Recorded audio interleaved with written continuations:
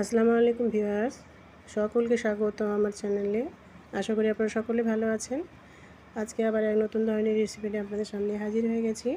আজকে যেটি বানিয়েছি সেটি হচ্ছে চিকেন কাটলেট বা চিকেন চপ, আপনারা যাই বলেন। তো খুব ভালো একটা রেসিপি, খাবার খুব সুস্বাদু, ছোটো বড়ো সকলে বাড়িতে ভালোবাসবে। বাড়িতে কোনো অতিথি আসলে খুব চটজলদি বানিয়ে ফেলতে পারবেন। তো দেখা যাক কী করে বানিয়েছি। তো সর্বপ্রথমে আমি একটা প্যানে সরষের তেল নিয়ে নিয়েছি। তেলটা গরম হয়ে যাওয়ার পর আমি দিয়ে দিয়েছি আস্ত গোটা জিরে ফোড়ন। জিরেটাকে নেড়ে নেবো ভালো করে। দেওয়ার পর কিছু পেঁয়াজ কুচি তার সাথে অ্যাড করে দেবো।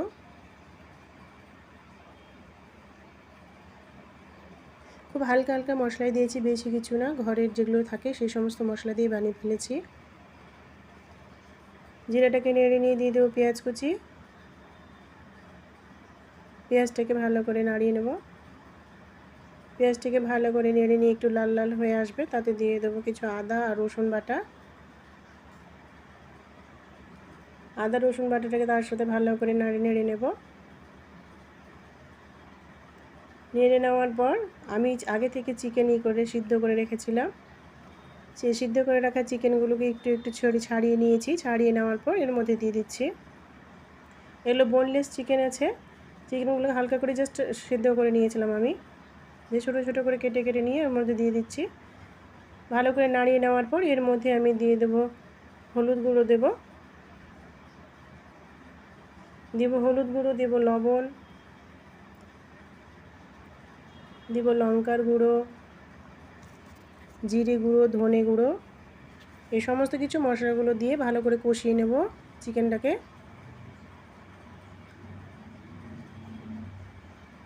চিকেনটা ভালো করে কষিয়ে নেব, কারণ চিকেন তো আমার সিদ্ধ হয়ে আছে আগে থেকে, শুধু জাস্ট এখন একটু কষিয়ে নেব মশলাগুলোর সাথে। ভালো করে কষিয়ে নেওয়ার পর আগে থেকে আমি আলু সিদ্ধ করে রেখেছি, সেই সিদ্ধ করা আলু ম্যাশ করা আছে, জাস্ট ম্যাশ করে আলুগুলো দিয়ে দেবো তার মধ্যে, দিয়ে আবার ভালো করে কষিয়ে নেব। এ পর্যায়ে আপনারা একটু চিনি অ্যাড করে দেবেন। আমার চিনিটা স্কিপ হয়ে গেছে, যাই হোক। তো চিনি একটু হালকা করে অ্যাড করে দেবেন। দেওয়ার পর না হয়ে গেছে আমার পুরটা। এবার নামিয়ে নেওয়ার আগে এর মধ্যে গরম মশলা গুঁড়ো দিয়ে দেবো।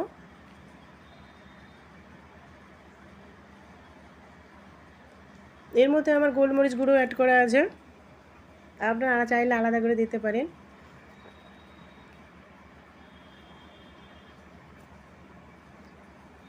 জাস্ট হয়ে গেছে, এবার আমি নামিয়ে নেব। এবার কাটলেট বানানোর জন্য আরও যেগুলো যে সমস্ত সামগ্রী দরকার সেগুলো আমি এখন রেডি করব। এক জায়গাতে আমি 2 চামচ ময়দা নিয়ে নিয়েছি, একটু লবণ দিয়ে জল দিয়ে এটা গোলা বানিয়ে নিচ্ছি। এটা কোট করব চপটাকে।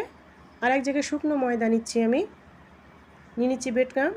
বাড়িতেই বানিয়ে নিয়েছি আমি ব্রেডকে, গ্রাইন্ডে করে নিয়েছি, কুটে নিয়েছি।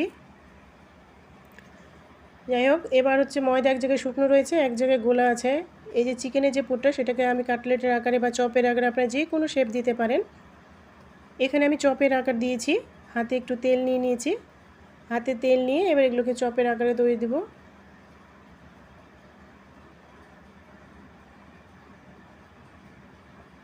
আপনারা চাইলে কাটলেটে হাতে চেপে প্রেস করে আপনার কাটলেটের আকার দিতে পারেন, কিন্তু আমার চপের আকার দেওয়ার মনে হলো তাই দিয়ে দিলাম। যাই হোক, এইভাবে সবটি আমি বানিয়ে নিয়েছি। আমার 4টে হয়েছে। এবার শুকনো ময়দার মধ্যে এটাকে ভালো করে কোট করে নেব।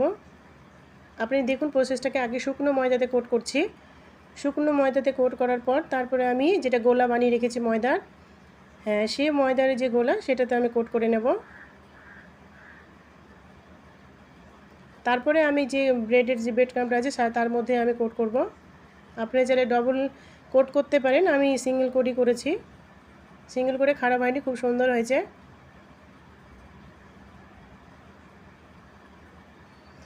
যাই হোক, এবার পরপর আমি 4টি করে নিয়েছি।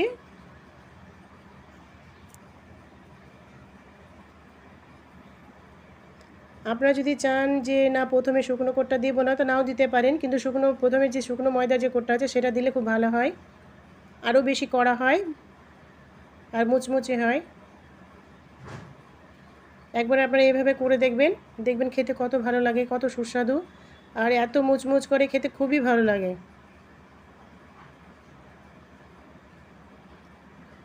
এবার তেল গরম হয়ে গেছে, তেল গরম করে আমি তেলেতে হালকা হালকা হালকা তেল আছে, মানে লো টু মিডিয়াম আঁচ আছে, খুব গরম না। এই পর্যায়ে আমি চপগুলো দিয়ে দেবো, দিয়ে আমি ব্রাউন কালার করে দুটো 4টে চপকে আমি ভেজে নেব। তাহলে চিকেন চপ বা চিকেন কাটলেট খুব ইজিভাবে খুব সহজে বাড়িতে তৈরি করে নেওয়া যায়। যে কোনো গেস্ট বা অতিথি আসলে আপনারা সহজে বাড়িতে তৈরি করে আপ্যায়ন করতে পারবেন, বা বাড়ির মেম্বারদের জন্য বানিয়ে নিতে পারবেন সহজে। সকলে খুব ভালোবাসবে, খুব পছন্দ করবে।